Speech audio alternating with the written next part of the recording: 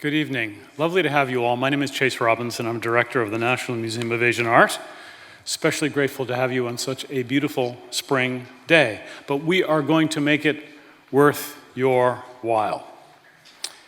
Today's program is the third in a series on the protection of cultural heritage that we've been hosting over the last few months, itself part of our expanding portfolio of work in cultural heritage preservation and in building global partnerships.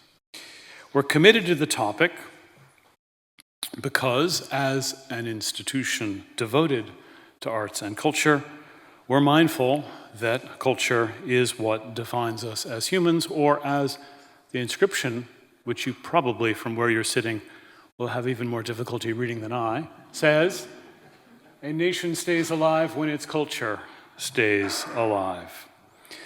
Too many countries have lost their culture. Too many countries have suffered from the looting and destruction, in particular that results from violence. The problem is widespread, and the root causes are numerous. As it happens, I just returned from Cambodia, where I had the opportunity to discuss the reintegration of restituted objects there.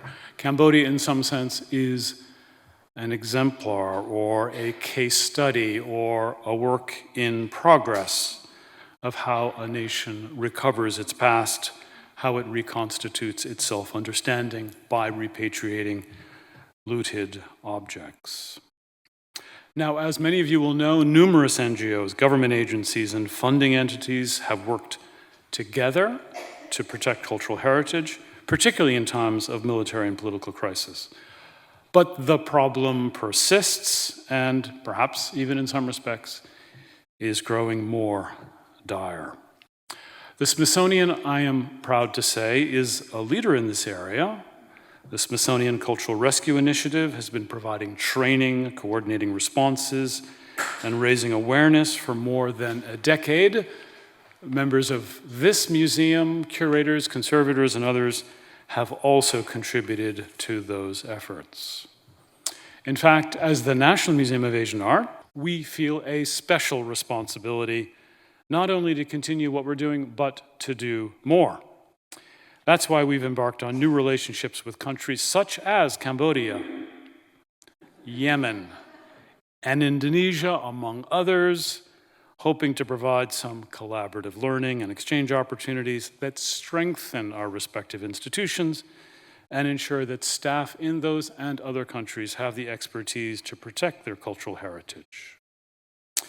That is also why, 2 years ago, our museum embarked on a research project to survey the field and identify possible solutions. Tom, I promise this will not happen to you. To protect objects and cultural workers at times of crisis. We're deeply grateful to the Carnegie Corporation for its generous support of our efforts. This event represents the culmination of that research project. In fact, just today, we issued a report entitled "Protecting International Cultural Heritage and Personnel Under Siege: Problems and Prospects for U.S. Organizations." It's available on our website. It's available for free. We embarked on this research to answer a straightforward question: what can U.S. entities and institutions be doing better or differently to protect tangible cultural objects and workers in countries during times of military or political crisis?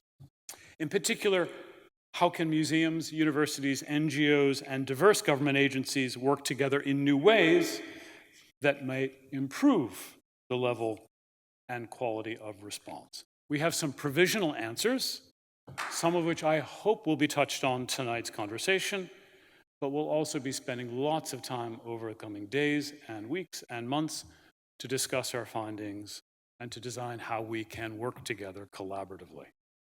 So tonight, our goal is to discuss some of the pressing issues in protecting cultural heritage, from a variety of perspectives, and we are really, really fortunate to have an extraordinary set of speakers. I begin by thanking my friend and former colleague, Tom Weiss, for agreeing to moderate tonight's panel discussion. Tom is Emeritus Presidential Professor of Political Science at the Graduate Center of the City University of New York. He is also Distinguished Fellow, Global Governance at the Chicago Council on Global Affairs. He's also, and get this, Global Eminence Scholar at Kyung-hee University in Korea. Tom also was recently co-chair with Jim Cuno of the J. Paul Getty Trust's Heritage at Risk project and co-editor of a book that I commend to your attention, Cultural Heritage and Mass Atrocities, which is available open access. Last but not least, Tom is moderating tonight's discussion as the lead author of the report. We've also brought together a distinguished panel to examine the linked political, economic, humanitarian, philanthropic, and administrative challenges of protecting cultural heritage. 3, in fact, contributed to the Getty volume.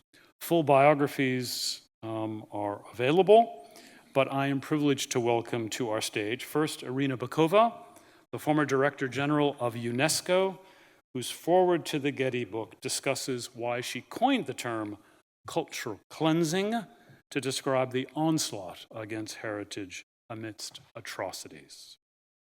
Valérie Frélon, Executive Director of the International Alliance for the Protection of Heritage in Conflict Areas, ALEF, which has quickly become a lead international funder in this arena and is a trusted partner and close friend of the Smithsonian.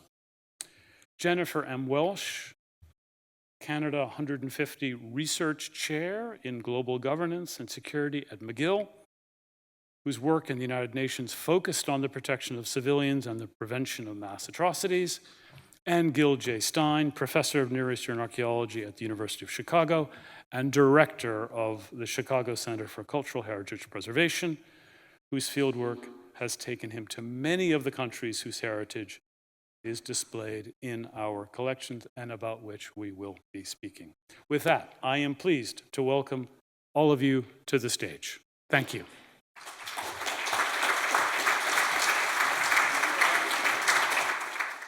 Well, good evening. I'm Tom Weiss. Thanks for the comments, Denise. I think that either one of my irreverent daughters might put different emphases in the bio, but I'll accept compliments these days where I can get them. So, we've got 4 very knowledgeable guests. I'd like to get to them as quickly as possible, but I wanted to say a couple of things first. Much of my career has been devoted to the protection of civilians, the prevention of mass atrocities, and much more recently than others, the protection of cultural heritage. This program, that publication, is about the intersection between those 2 big issues. More positively, how can we protect or safeguard heritage and human beings? The attacks on bricks and blood or the murder of history and people has occurred. Certainly, this is not new. In fact, people in the audience who are not specialists undoubtedly have images of the destruction in Armenia, the first genocide of the 20th century in 1915, or the destruction starting in the pogrom, starting with Kristallnacht and the Nazis during World War II, more recently, the Taliban, and whose atrocities included blowing up some 5th, 6th century Bamayan Buddhas, or ongoing in the Ukraine, its agony and cultural and civilian deaths with the Russian intervention. So these unsettling scenes will be in your minds and will probably come into our conversation. The exercise this evening, you're going to hear from each of our guests. I'm going to ask one big question that plays to their strengths. They'll answer those. We'll have an interaction among ourselves. And on your chairs or somewhere close by, there should be some index cards. If the spirit moves you, write a question, and I'll try to get to some of those anyway toward the end of the program this evening. So let me start with Irina. We're in this wonderful museum filled with treasures, and people in the audience who actually care about these issues, the protection of tangible and intangible cultural heritage. So I'm going to ask you, what would happen if you walked across the mall and wandered into one of the restaurants or pubs, and there are people there who don't share these concerns and who undoubtedly have a whole series of other pressing problems? What would you say to them? You know, what exactly is it you're trying to protect, and why should they care? First of all, I would like to thank Smithsonian for this wonderful occasion. I want to recognize Rich and Corinne. We worked so well for years, and definitely this is something that is dear to my heart, because UNESCO is the guardian and the institution that launched this great idea about heritage, about world heritage. But to these people, to come to your question, I would say, depends on where they come from, that each one of us has identity, each one of us bears some history of its culture, of its community. And when you deprive people of this heritage, these legacies, you deprive them of their identity. I think here, if we speak about the United States, you have wonderful monuments that the Statue of Liberty or Independence Hall and some others that bear the mark of the American history, right? This is heritage. This is part of the identity of a people. I think this great idea that was launched by UNESCO, just for those who don't know, I think this is one of the probably most transformative idea of the 20th century, that monuments and sites and archaeological remnants somewhere, and old cities, part of old cities, belonging to different cultures, temples, Buddhist, Christian, Muslim, Jewish, they all represent outstanding universal value for humanity. And I think this unifying idea about heritage, I call the most transformative nowadays. And it reflects all human history. It reflects all the diversity of human contribution to what we nowadays say human civilization. And if we don't have it, I don't think that we can have a future as humanity. So today we have more than 1,199 to be more precise sites on the World Heritage List. And if you look at that, it's an open book of human diversity. And if we want to maintain this human diversity, we have to care about protecting the culture of different places, of different sites. So my point is that destroying culture on one side, you destroy identities of the people. And I have been in many places in the world as Director General of UNESCO, but I would just want to give one example, if you allow me.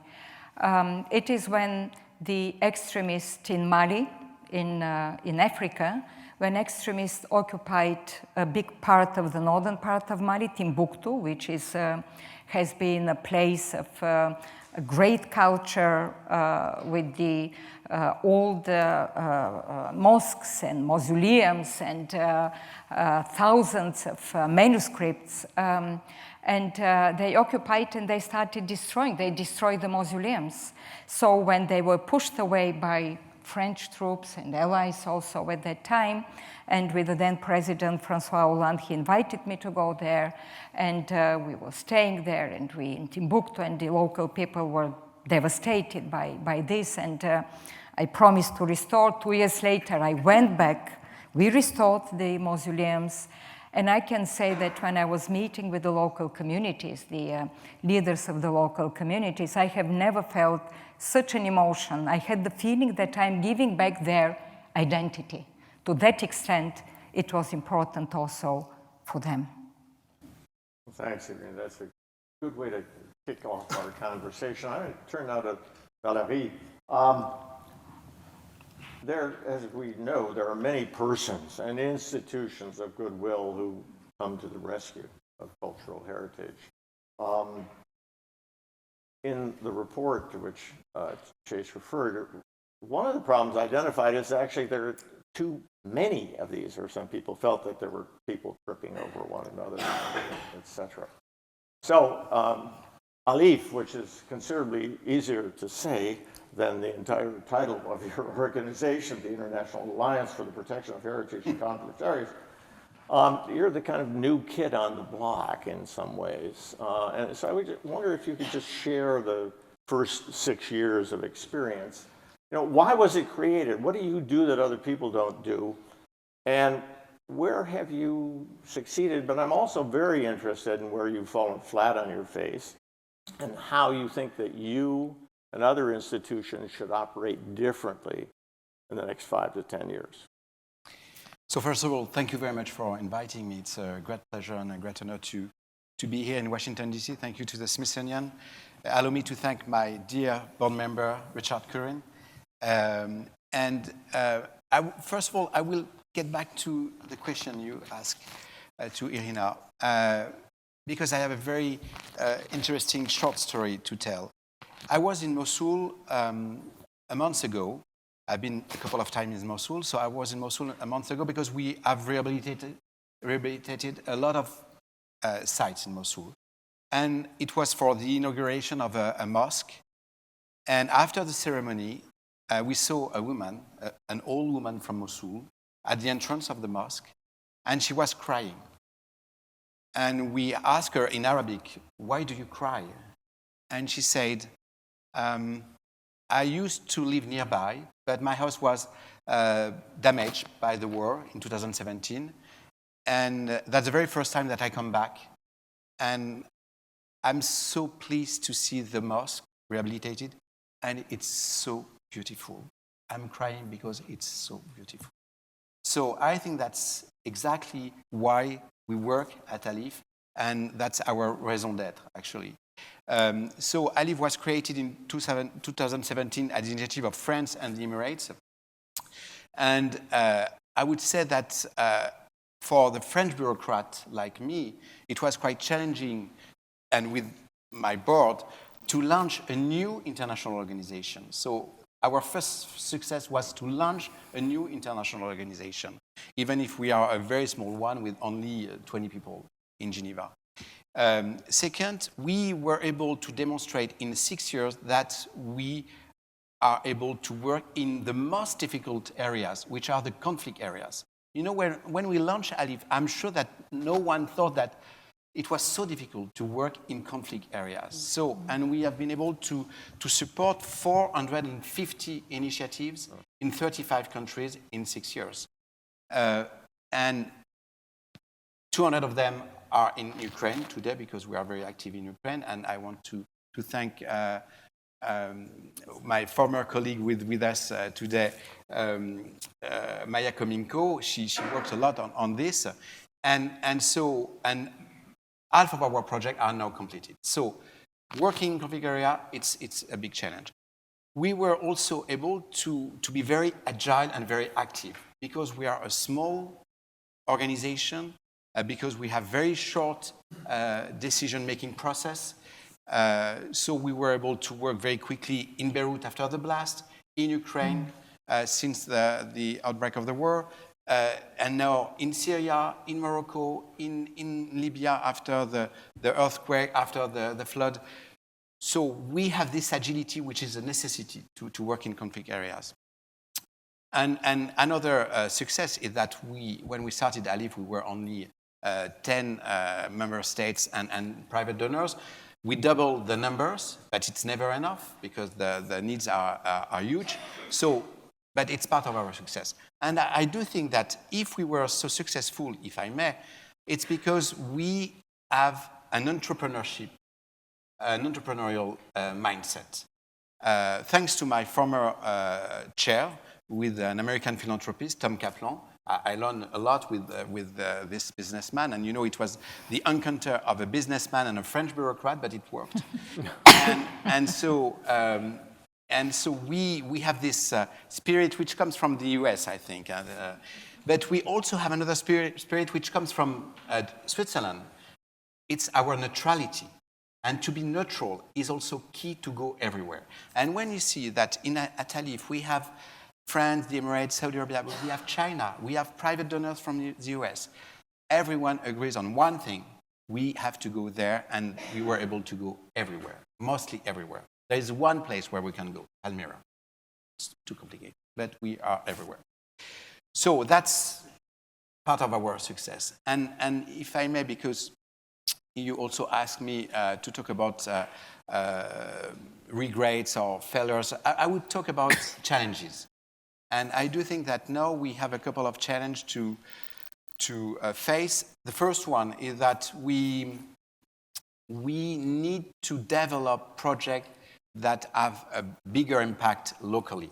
So we have to work more closely with local people, because once again, it's so difficult to identify a local NGO in the middle of the war, so we need to have more local partners. We need to face another threat, which is key, climate change. And we have just decided to develop a program, and we will launch a call for project to contribute to the protection of cultural heritage threatened by climate change. And third, we also need to maintain our agility, because if we become bigger, there is a risk to lose part of our agility. So we want to become a bit bigger, but not too big, to be able to be agile and to work very closely with UNESCO, and to be to be the armed arm of UNESCO for after war.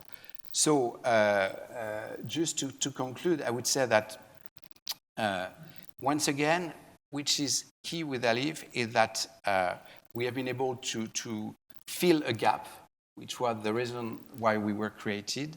We needed agility, and we needed more private funds. So we have both agility and more private funds. But now we also need to make Alif sustainable. So we need to work on a long-term approach for Alif. So that's the reason why I'm very pleased to be here in the US, because I rely on the American and on the American private foundation to make Alif more sustainable. So thank you for inviting me. Thank you, Valerie, for kicking off the conversation about fundraising. I think we'll probably circle back there soon. Jennifer, I think scholars are sometimes accused of being fuzzy-headed. I'm pointing at myself, of course, not you. But in terms of getting mired in the details and abstractions, and the people you worked with in the UN, the humanitarians, are kind of at the opposite end of that spectrum. Immediate aid is really what's critically important. And so it's a kind of a variation on the question I asked Irina. Why should humanitarians care? Is this protection of cultural heritage a kind of secondary priority? Is it a distraction? Does it get in the way of actually helping people on the ground? So what arguments did you use with them? Yes, thank you for the invitation to be here and be part of this conversation. I learned so much from the first project Tom and James Cuno invited me to be part of in the Cultural Heritage and Mass Atrocities Project. I think it's most important to begin by recognizing that one of the key principles of humanitarian action, alongside neutrality and independence, is the principle of humanity. And when we think about attacks on cultural heritage, I like to think of it as attempts to wound that part of us where we feel more as a group than as an individual. They affect our collective sense of self. And so often they are part of campaigns that seek to subjugate or erase a people so that they no longer constitute a threat. And humanitarians see this firsthand. I went to Ukraine in November on a mission with UNHCR, and it became very clear to me, in a way that perhaps is less obvious from a distance, how this was much more than a war for territory, although it is clearly that. But it is a war to fundamentally erase a people. And so we heard stories of life under Russian occupation, how books in libraries are being destroyed, how the very sense of Ukrainians as a people is under siege. And I think humanitarians increasingly need to come to grips with that, because they are no longer, if you look at the work of humanitarian organizations, involved solely in providing life-saving assistance, food, medicine, water, although they are certainly doing that, but they are tasked with creating a protective environment. And what does it mean to have a protective environment? And what does it mean to have a resilient population? And certainly, cultural heritage contributes to that resilience. And I think that's a really important message that hopefully humanitarians are beginning to take on board. But I also think it's important for humanitarians who are caught up in this very immediate to recognize some of the pushes and pulls that civilian populations are experiencing. For example, Hugo Slim has written about this, former policy director for the ICRC. And he writes about how at times civilians will be reluctant to leave where they are, even though they're being encouraged by humanitarians to flee, to evacuate, and to understand some of the conflicting emotions they have about their place, about what they are leaving behind. And often this includes objects and sites related to cultural heritage. I think one of the things finally, Tom, I'm guessing you want me to address is there's this sense that there's a trade-off, right, between protecting life and protecting cultural heritage. And I think that might be true in extremis, right, in real extremis. But what about everything that falls short of that? And I think this hierarchy or this trade-off can cloud our understanding of the relationship between civilians and cultural heritage, a relationship that humanitarians really need to understand as they carry out their work, especially their efforts to prevent atrocities against populations. And here I think, perhaps I'll end on the issue that you alluded to, and that's the destruction of cultural heritage can often be a prelude or an early symptom of the forthcoming destruction of a people. And humanitarians who are on the ground need to be aware of those risk factors. But also, the trafficking in cultural heritage is, of course, a means to continue waging war. And it should be part of the remit of concern of humanitarians who are concerned about, of course, the continuation of conflict as well. So I'll stop there for now. No, thanks, Jennifer. Actually, that provides a nice segue to Gil, in the sense that we're all way too familiar with the kinds of destruction Irina referred to, whether it's mosques, churches, museums, temples, and the list goes on and on. And we see, well, gosh, this is costs to the local community. It's costs all of us who can no longer benefit from this. But somebody benefits from this. And it's that question I'd like you to probe.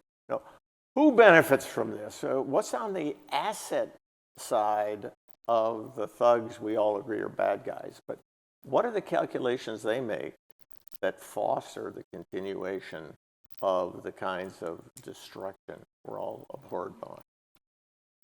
Well, first of all, I want to thank you and Chase and the Smithsonian for organizing this and continuing a conversation that most of us had the first. Okay. Well, I need to look down. I wanted to say thanks to you and Chase Robinson and the Smithsonian for affording this opportunity to continue the kinds of conversations that we had in this Getty conference that you and Jim Kuno organized, and that brought to the fore a lot of the issues that we're discussing today. And the idea of, or the question of who benefits is, or why do people do this, is the brutal truth is because it works. And that the way it works is essentially interesting and disturbing, because when you look at the landscape of people who destroy cultural heritage, I think that you can broadly divide it into two groups. The non-state actors, such as ISIS or Daesh, Islamic State, and state actors who are much less foreground of a lot of our discussion. Focus on terrorists, really, they take up the attention of the world, and they galvanize the attention of the world. But I think we should look at both of them. And the more I looked at it, the more I realized that these groups have different, they see different benefits in what they do. They do those things in different ways, but ultimately they do share a broader common goal that already you folks have alluded to. So the non-state actors, they destroy cultural heritage in a very, very public and performative way. And in fact, that's the whole point of the destruction, is for it to be public and performative. And so what are the benefits that they get out of it? They're actually very, very real political and ideological benefits. I'm using here the example of ISIS, that first of all, it's a way of reinforcing their legitimacy and placing themselves as distinct from rival groups. Because these landscapes of a breakdown in security and in civil order, very often there are multiple groups. And in Syria and Iraq, you had groups like Jabhat al-Nusra and other organizations. Al-Qaeda was there as well. And so ISIS engaged in this never-before-done set of things. First, they declared a caliphate, which no one had done in a long time, since World War I, the last caliph. And then they declared a caliphate, and then they systematically and very, very publicly destroyed heritage, videoed themselves doing it, accompanied by Quranic verses, and then explaining why they were destroying this heritage. Then they posted it on social media, and the ISIS war is the most socially mediated war in the history of the world. And it's like there was something like 1,000 tweets a day. So this public, performative, and almost viral character of the violence is very unique to ISIS, and my worry is that it's a harbinger of the future, because people will see that it works. But by doing this, they were accomplishing several goals. They were showing that they were literally holier than thou with regard to rival Islamist groups. So they were pure, more the truest representative of Islam. Second thing is, the second reason that they did this, these non-state actors, especially ISIS, was that it was a way to recruit followers. And third thing is, it's a way to terrify and destroy the heritage of their enemies. And then finally, and it's a counterintuitive thing, one of the audiences of all this viral violence was the West, that they wanted the Western nations to see what they were doing really in your face destruction of stuff as a way to polarize the world into Muslim and non-Muslim sort of complete opposites. And by doing that, they were forcing all non-committed people in the area to choose sides. So it was a way of, again, polarizing the world and forcing, or not forcing, but encouraging the West to overreact. And that overreaction is a standard tool in the terrorist game book. So non-state actors are doing this publicly, and that's different because it's very different from state actors. So states, and here I'm thinking of the example of the Russian special military operation in Ukraine, the invasion of Ukraine, their treatment of cultural heritage in Ukraine. And I'm also thinking of Azerbaijan and their treatment of Armenian tangible heritage. First of all, as states, they have a formal organization. And so they feel an obligation to at least maintain like a fig leaf, a facade of legitimacy. So whereas non-state actors can be very, very public in what they destroy, states tend to be much more quiet about what they're doing. So for instance, the Russians in Ukraine, they were showing up at museums like in other areas, and they were, I don't know if they had this, but they might have, and they were systematically looting these like Scythian treasures. It was all done very, very quietly. Similarly, Azerbaijan, in bulldozing Armenian cemeteries at Julfa, where they did it very, very quietly, and it's only because some people caught them on video doing it that the world even found out. So states do this kind of heritage destruction quietly and sometimes very, very secretly. And in doing that, why are states doing that? Their goals are different from the non-state actors. And one of them is that they want to basically destroy the material past of a people so they can remake the cultural landscape in their own countries. They're destroying the past to basically change the future. And by destroying this, eliminating this heritage, they're creating a new landscape of a unified monolithic state. So it serves their state program. That's somehow different from what the non-state actors are doing. But in the end, those two very different types of organizations come together, and in ways that you were not alluding to, you were saying very clearly, this idea is of destruction of material heritage as the prelude, that like the title of your book, it's Cultural Heritage and Mass Atrocities. Those two are intimately connected, and that was a realization that was just shared by most of the people in this conference, that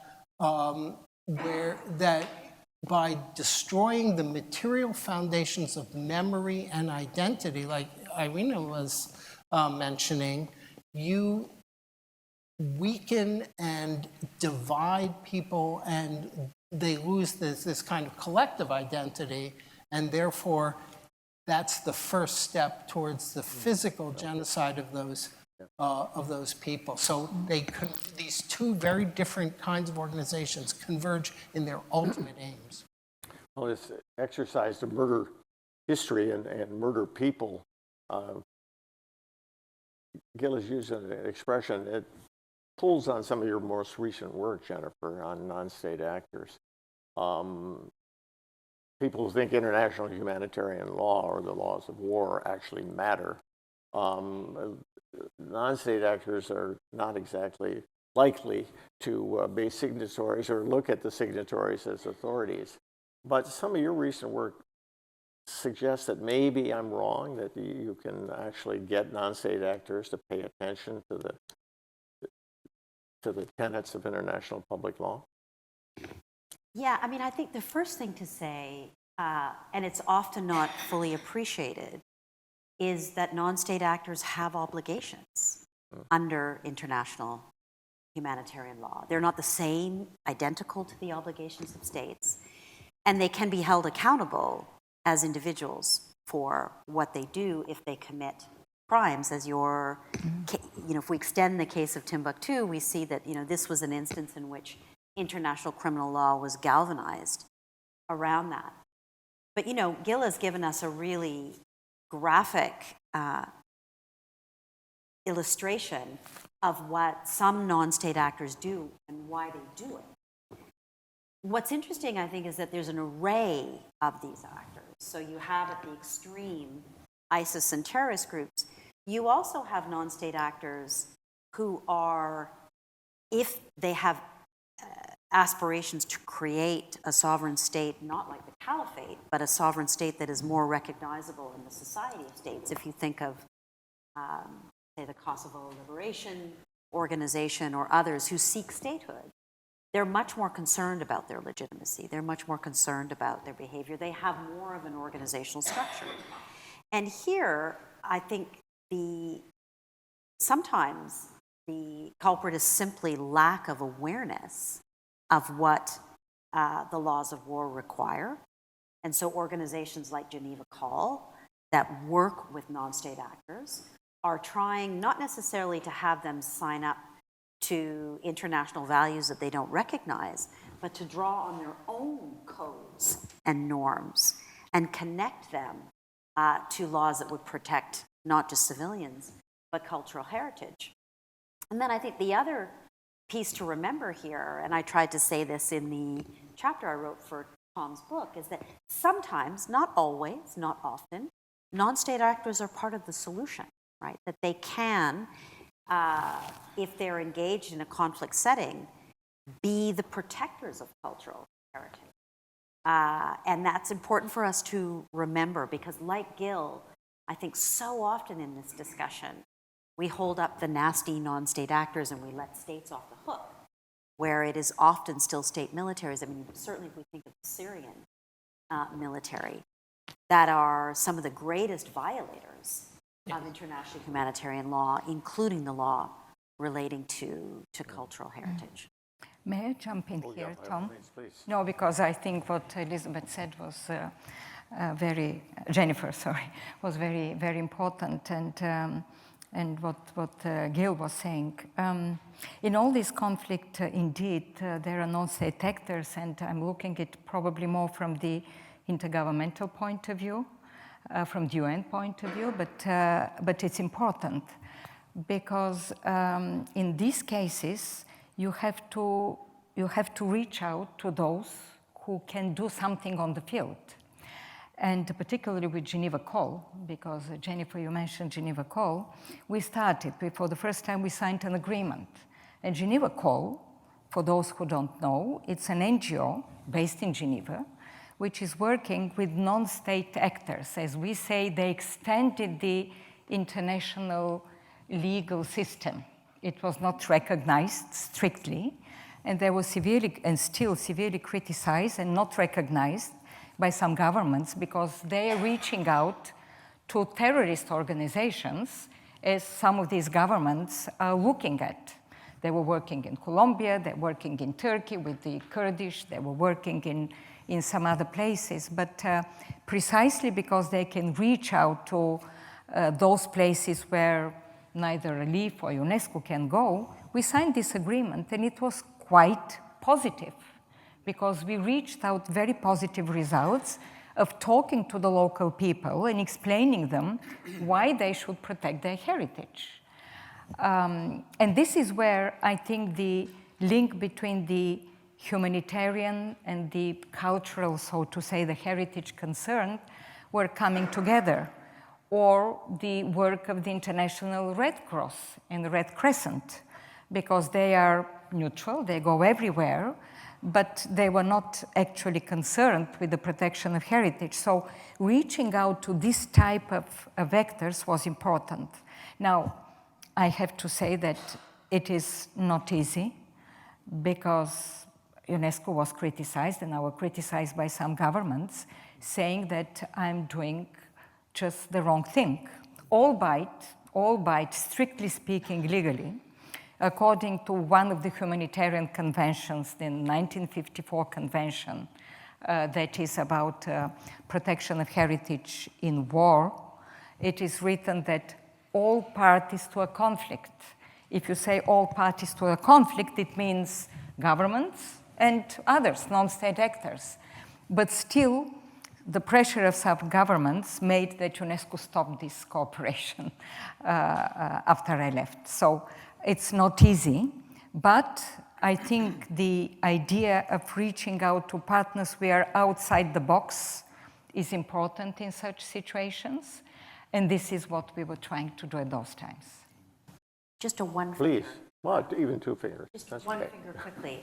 What I think is interesting about what you said is that if you're looking in your continued work for really practical and pragmatic solutions, humanitarians don't necessarily believe when they engage with non-state actors that they are somehow legitimizing those actors and their goals. Governments, that's why they didn't like what Irina was doing, believe that that's what is implied by engaging with them, but it need not, right? You can collaborate, cooperate, discuss without necessarily legitimizing the entire organization. In fact, in historical terms, I think that's one of the big evolutions that has occurred in intergovernmental organizations, because in the 80s, the idea that anybody except an NGO could talk to any of these people just meant you were UNICEF or WFP or whoever it was legitimizing the claims of the non-state actors. We've actually moved beyond that, but it took a very long time to do so. Valerie, I'm thinking that you were once on the other side of a checkbook as a government official financing things. In the report, there's one dominant theme that there ain't enough money around. It doesn't solve all problems, but what do you now find as a good argument in mobilizing additional resources in this arena? What do you find works best with either individuals? You've spoken about philanthropists, you've spoken about charities, you've spoken about governments, corporations. What works? I should ask my colleague who is with us and who is in charge of our fundraising.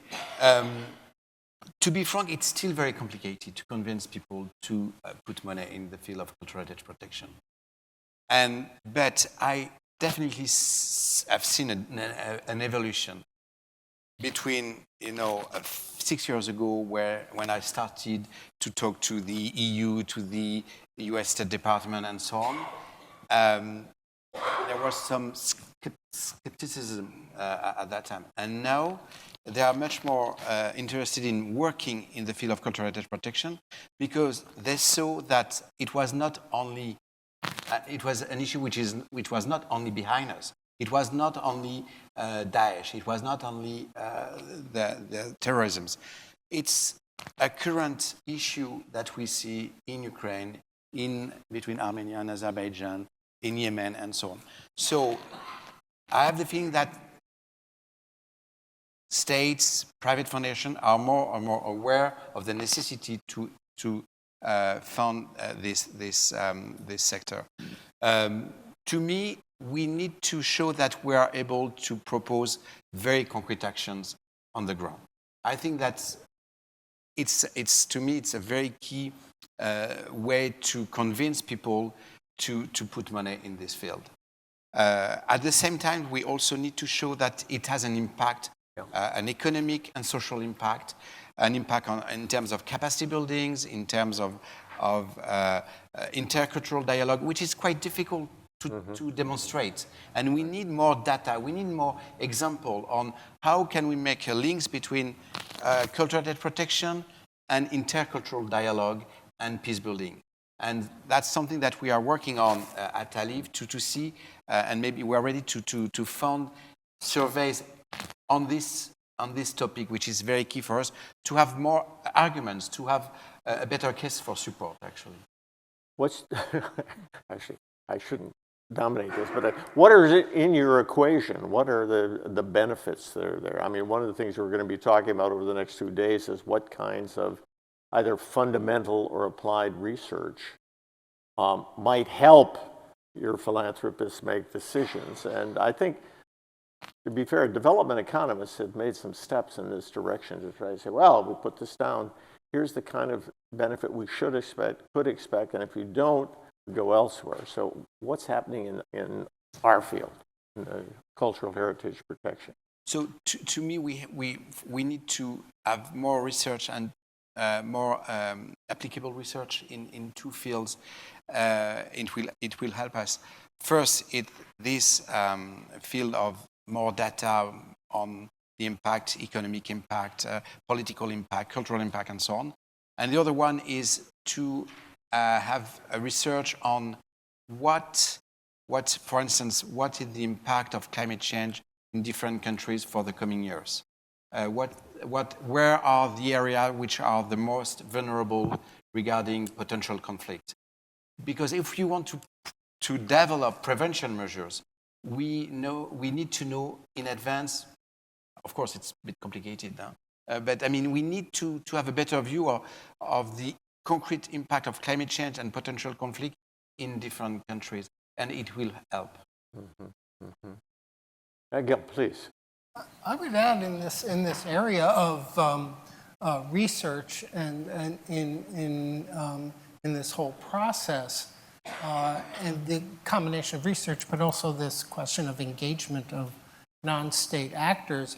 One of the areas we really need to be much more focused on than we are is that we, as a rule, I'll say, have a profound misunderstanding or lack of understanding, I should say, of these non-state actors. What are they really about? What are they after? And like you're saying, what does it benefit them? Why do they do what they do? And as I think the United States has kind of a Manichaean view of enemies and friends, that if you're our enemy, you will always be our enemy. If you're our friend, you'll always be our friend. And there's a really fine anthropologist at BU, Thomas Barfield, who's one of the great experts on Afghanistan. He says, you guys don't understand this at all. Americans see the world, as I was just saying it, for an Afghan, an enemy just happens to be my enemy today. But tomorrow, well, who knows? Conditions could change. So, for instance, in the conflict between the Taliban and the government, the Ashraf Ghani and before the Karzai government, there were people from the same clans on both sides, and you always had someone in the other camp, and there was always the possibility of back-channel communication. So things are very, very fluid, and we need to recognize that because, one, it affects just our security policy and our economic policy, but also, if we want to have chances for the future, we would, if these people win, we want to be able to work with them to preserve things like heritage. And if we don't understand what animates them, we don't have a chance at that. So I'll give an example of how it forces you, not forces you, but you end up with situations where people are doing cultural heritage or humanitarian work under these very, very difficult circumstances, and they do it recognizing that the people they're dealing with are not the best sorts in the world. So, for instance, the Aga Khan Trust for Culture has been very willing, I won't say very willing, they have been willing to work and continue doing cultural heritage preservation projects in Kabul, in the citadel, the old ancient citadel of Kabul, doing a massive heritage preservation project. And I asked Ajmal Maiwandi, who is heading up this project for Aga Khan, and he said, we just have to focus on what we are doing to preserve this heritage, which will be here for centuries after the Taliban are just a memory. So even if it's morally difficult to reconcile, we have to understand the motivations of these people, and at some level we have to be able to engage with them, and that could, I'm not saying it's a guarantee, but it could really help preserve heritage in unexpected ways. If I may just, Sure. on this No, issue. no, Oh, no. sorry. No, because I think speaking about non-state actors, actually sometimes we probably kind of mix things. In terms of ISIL, Daesh and all this, we know what happened there, but there are many circumstances where we need to reach out to local communities, because local communities, and I think one of the problems, if we may speak largely about the problems of the protection of heritage nowadays, it's a little bit of detachment from local communities, from the sites.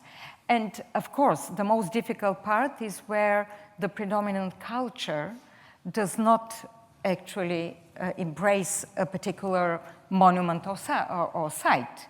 A Muslim country with Buddhist, some of the Buddhist sites or others. I had a very interesting conversation years ago in Tunisia, which have one of the best Roman mosaics, and the Musée Bordeaux that was attacked by extremists in those times, Islamists. And I was visiting a school and I was talking, and it was a middle school. And I was talking, I said, we have layers of culture here and heritage, and you have to be proud of all this. And one girl said, why should I be proud of something that does not reflect my culture? And it was a very interesting conversation that we engaged, saying that, cultures are not just moving and wiping up everything, that in every country there is no pure culture. In every country there are, diversities, representatives of influences different. And this is missing sometimes from the debate, from the education even system, from the knowledge system. And I think it's very important that it has to be once again embraced. It has to be feeling the appropriation of heritage by the local communities. And I think now the problem is that in very many cases, it's just detached. It's kind of an expert work here and there, an academic work here and there, UNESCO institutional and others, expert, but the local communities are missing. I think it's a big problem. Valerie, No, please. I just wanted to get back to Afghanistan, because what happens now, it's very interesting. Actually, we work a lot with Aga Khan, and when the Taliban came back, we were wondering, shall we continue to work in Afghanistan or not? And after some reflection, we decided to continue to work with, especially with Aga Khan and some others. And now, we work so well in Afghanistan. And the Taliban, they go on sign and say, great job, please continue. So we financed the restoration of the citadel of Kabul, implemented by Aga Khan. We financed a couple of projects in Herat. We financed the rehabilitation of a synagogue in Herat. And the Taliban went on site and they say, good job, continue. So I don't know what happened, but it's very interesting to see that, and maybe they learn from, I don't know if it will be a long-term approach from the Taliban, but I think that maybe they learn that it was very bad for their reputation to destroy the Buddhas. I agree. I think that I'm not going to say that the Taliban have changed their ideology, but they've become more pragmatic, and that's okay. I agree. And so, as a result, they learned that the destruction of the Bamyan Buddhas was one of the dumbest things they ever did. You had the leading theologians from Al-Azhar University going to Kabul to meet with the Taliban, don't blow it up. And they said, no, we're going to do it anyway. And they learned from that because the entire world basically united against them. This was such a visible cultural atrocity. So now it's very underreported, but the Taliban, I'll give you two examples. One is that the National Museum of Afghanistan, which is filled with some of the most important early Buddhist art around, this Gandharan art, and the other half is in the Musée Guimet. Everyone was very concerned, what's going to happen to the National Museum? In fact, nothing happened to it. They posted Taliban guards, about 30 or 40 Taliban guards all around the museum, all they did was they moved the Buddhist stuff into the basement storerooms. And I think there's a Pashtun saying that a shame that is not seen is not a shame. So as long as no one was rubbing their noses in it, they were willing to let that be. And that's one thing. The other thing is that we've been monitoring the destruction of and looting of archaeological sites. And what we found was there is some continuation of looting, but it's down by about 2/3. So the Taliban are, at least in pretty significant ways, doing things differently, which means there is hope for the future. They can learn, for whatever reason, they can learn, and that gives a window for heritage preservation groups to really do good work. Is there any, you mentioned American businessmen, is your organization's interest in these as contributors, or is there room for the for-profit sector in this business? There's already some companies who works in this field, and that's your question. Yes, and what's the kind of future for involving them? At Ali, for instance, we try to work with NGOs, with non-profit. Okay? But sometimes when we are not able to find a non-profit or a cultural institution involved in a site which is key for us, we can associate some companies. For instance, we work with some 3D documentation companies like Econem and some other from CR from the US, because so there are companies and they are involved in this field. But once again, one of the main issues that we faced when we launched ALIF was the fact that it was very difficult to identify potential actors in the field, on the ground. And local actors, but when you are in Mosul, it's so complicated to find a local actor, an NGO. And so to me, it's important to try to accompany, to develop capacity building of local actors, NGOs, and also to be able to identify international organizations, cultural institutions. Most of the cultural institutions in Western countries, they don't have the agility to go in conflict areas. So for them, we all know that it's very complicated. So it's a mix of public, private, and local and international actors. Jennifer, one of your former business cards was as a special advisor on the responsibility to protect. And one of the conversations that came up during the book, and also here, more or less, was the extent to which the lenses of prevention, reaction, and rebuilding or reconstruction make sense for both of these fields, that is, heritage and human beings. So as you're looking back over that time you spent as the special advisor, how do you play that forward? I think, yeah, in some ways, these policy frameworks, you can become very, stuck in a silo. I only work on prevention, or I only work on response. But I think it is meant to be a continuum, and I do think this prevention, response, and rebuilding maps very well onto this field.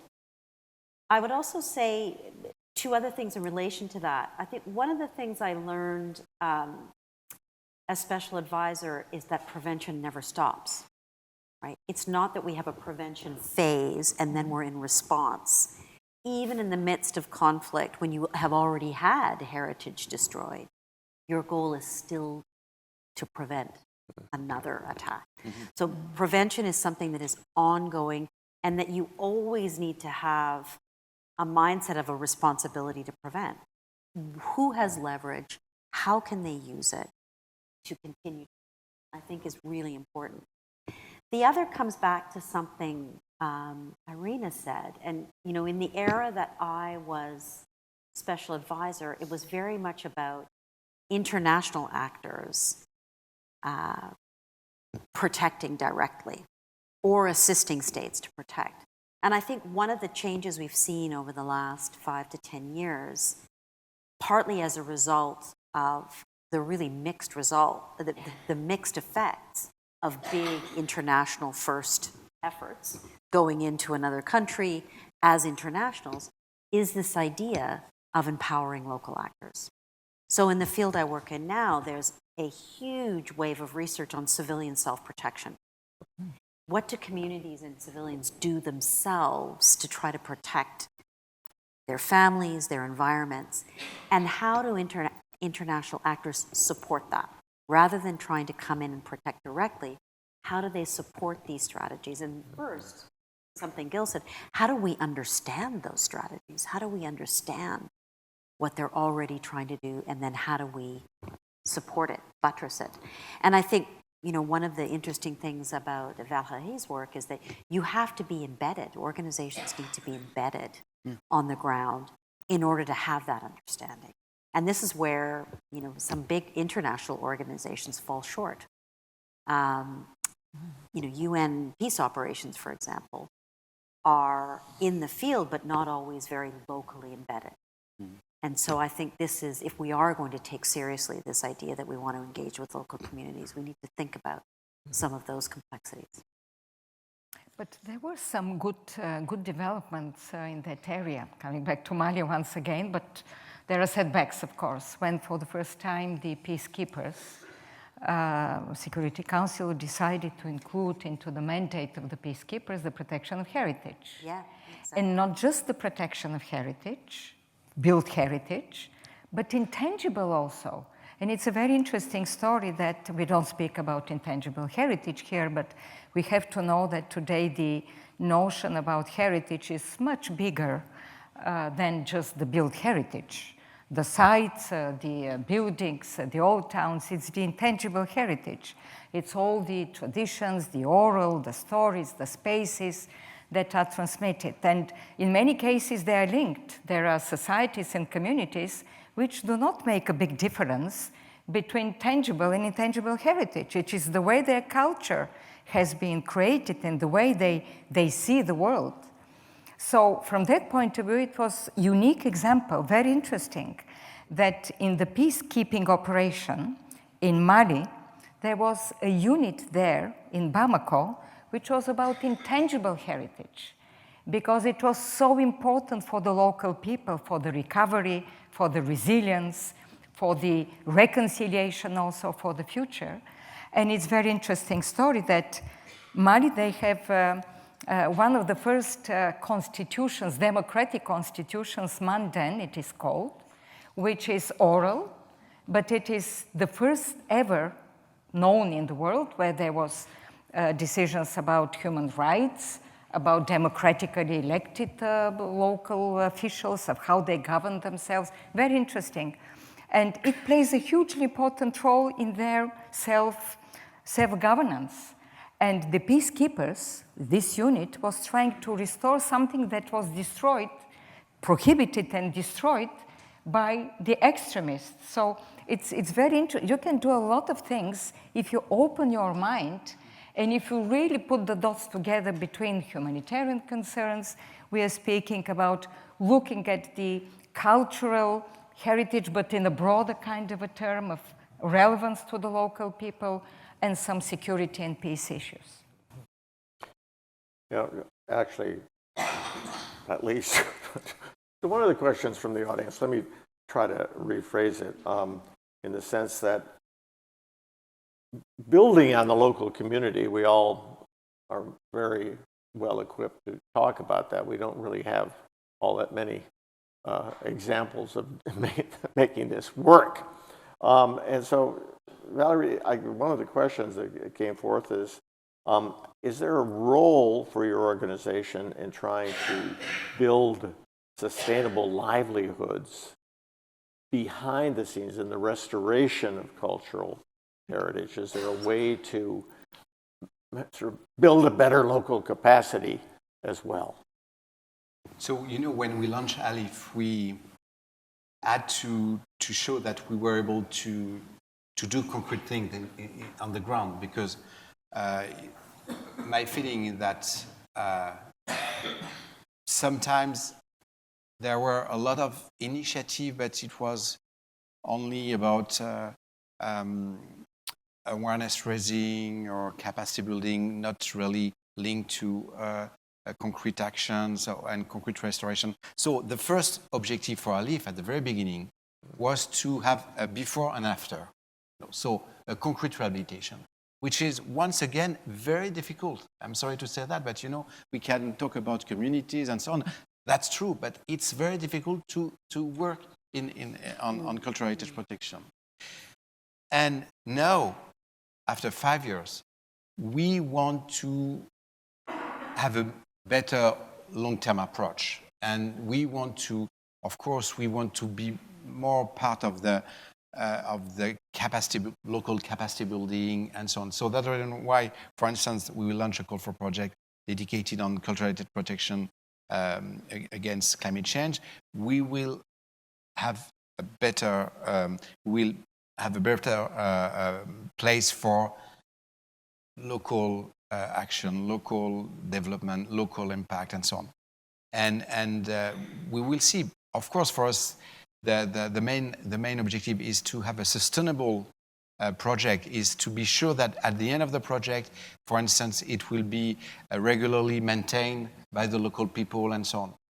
But once again, it's very difficult, because we work in very difficult areas where no one goes. I'm very sorry to say that. You went to Mali, you went to Timbuktu and so on, but I mean, there are a lot of organizations in the world. They are in charge of cultural heritage protection in conflict areas. They never go to conflict areas, So I'm very sorry, but we go at ALIF. I've been mostly to everywhere where there is a conflict, So in Ukraine a couple of times and so on.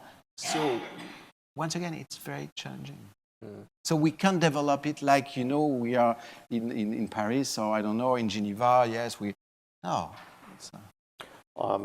Here's a question, I think, growing not only from our conversation earlier touching upon Ukraine, which actually the war coincided exactly with the conversation in this research project. So it came up, didn't have much to do with Asia, but it really was an illustration of why we're in this business. But this question relates, I think, to that is, what do you do? How do intergovernmental organizations, how do anybody approach government-sponsored erasure? We talked about it. And this question actually is related to the ongoing elections in India, where, in fact, the government-sponsored destruction of a mosque has now been replaced by a handsome, apparently, Hindu temple. Is there anything that, besides sort of complaining, that can be done to work against that kind of erasure? Powerful government? What kind of leverage do we have? Any? If I say, if you speak about strictly something that is on the World Heritage List, in principle I'm speaking, right? There are some kind of methods, of course. It's not a coercive method, but it's, kind of a name and shame, and then you put something on the list in danger. If you threaten the World Heritage Site, even Vienna was put in the list of danger because of the building of some big hotel and stuff like this. There were threats to others. So there are this type of coercive measures which are more like name and shame. If it's within the purview of the World Heritage Convention, so to say. Of course, a government may say, I don't want my site to be there, I just delist it, like it was delisted in Dresden, in Germany, or in Oman, and there you cannot say anything. But the bigger problem is, I think, what you just mentioned and others, because I think the rise of, how to put the setbacks on the diversity issue, I don't know how to say it more elegantly, the mutual respect in multicultural societies, it's a real problem there. Because when you see a little bit of a push on the other side of some kind of a nationalism or ethno-nationalism, or then it's a problem. And I think once again, from international point of view, apart from name and shame, you have to have local, once again, local vibrant debate, more and local pressure in order for this to be done. I believe more into this type of, particularly if you have a democratic society. Let me try one last question here, which is, I'm not sure, I don't know how I would be capable of answering this, but somebody's asked, what's the possibility for digitalization of everything? I mean, from sites to objects to manuscripts, I presume. Is this an underexplored potential? Can we do much more of this? You have a project proposal for this? Actually, of course, it's important to digitalize artifacts and so on and so on. But it's very expensive, so we can't do it for everything. And there's also, to me, another point. Sometimes, we have the feeling that people, they digitalize things, and they have the feeling that they protected the artifact of the museum and so on. We also need to do more and to do other concrete things. Once again, at ALIPH, we are very on the ground, trying to do very concrete things in the field. And when I have to choose between sorry to say that, but between a digitalization of a collection and a concrete action to protect heritage on the ground, I will take the second one. Because there is also a business of all this, a business of digitalization, a business of in humanitarian. We are also in a business world. So I know you don't think no.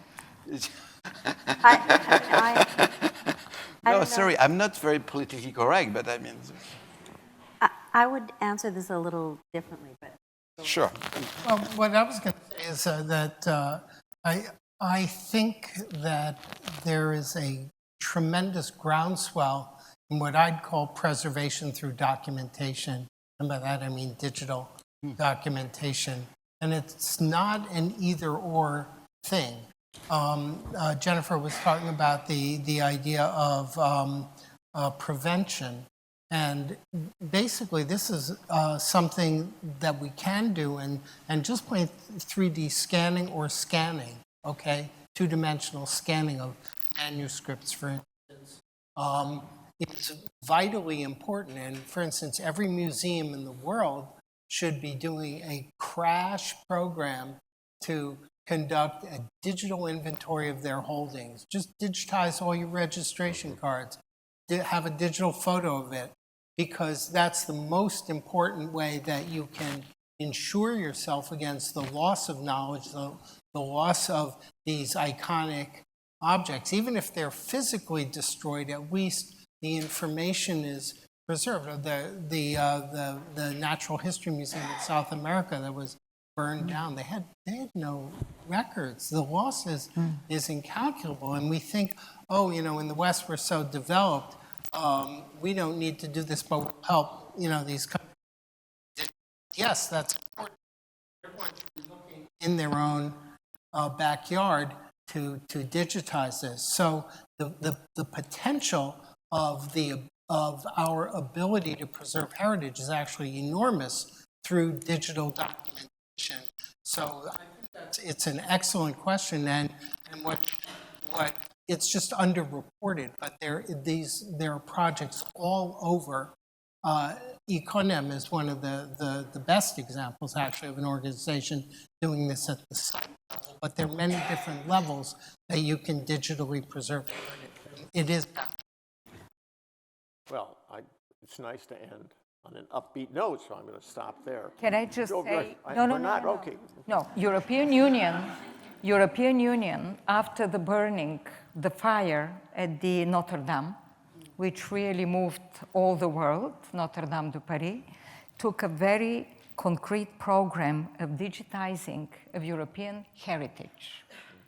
And it's not either or. It does not substitute, definitely.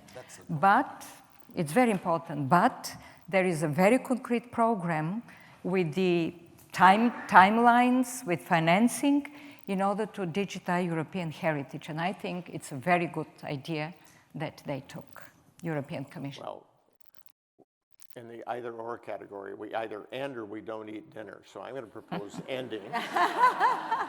But I want you all to thank Gil and Jennifer and Valerie and Irina for a lovely.